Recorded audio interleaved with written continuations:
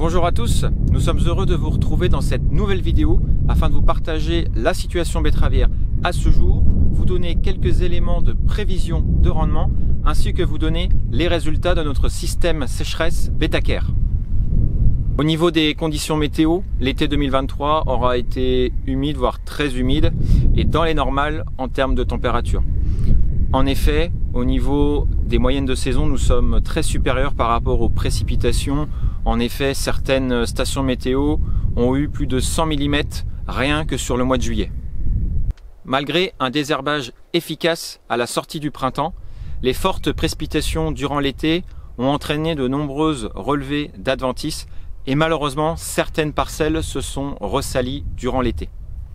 À noter que les parcelles avec betteraves technologiques Conviso se sont mieux désherbées et ont eu dans une moindre proportion un plus faible salissement. Au niveau des maladies foliaires, la pression est un peu plus forte que l'année passée.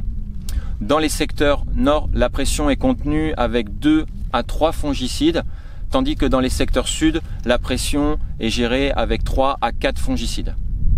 Côté montée à graines, on peut être satisfait. En effet, très peu de montées à graines ont été observées dans les parcelles.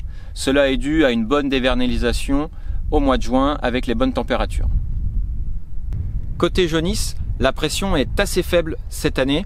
En effet, dans les parcelles de betteraves semées au mois de mars jusque début avril, on a pu observer quelques symptômes s'exprimer au début de l'été.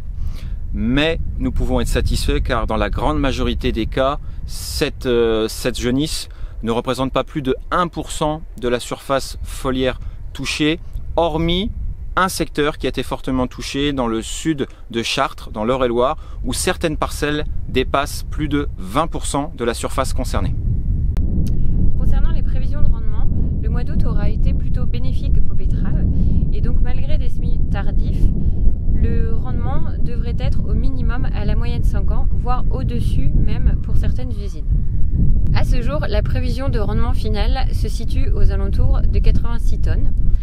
Une météo favorable en septembre et octobre pourrait améliorer cette tendance, ce qui serait de bon augure vu que les prix du sucre sont toujours orientés à la hausse. La particularité de cette année sera à coup sûr un tonnage effectif élevé et une richesse plutôt faible. Les usines sont sur le point de commencer. Les démarrages d'usines s'échelonneront de la mi-septembre à la fin septembre et la toute première usine à démarrer est celle de Lillers pour la date du 8 septembre. Nous profitons également de cette vidéo pour vous partager les résultats de notre service sécheresse Betacare.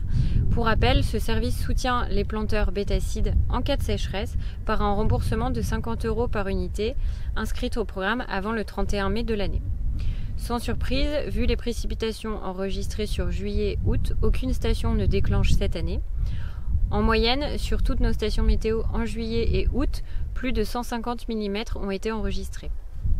C'est positif puisque du coup les betteraves ont pu profiter au maximum de ces pluies estivales pour maximiser leur rendement. Ce service sera à nouveau bien entendu disponible dès l'année prochaine.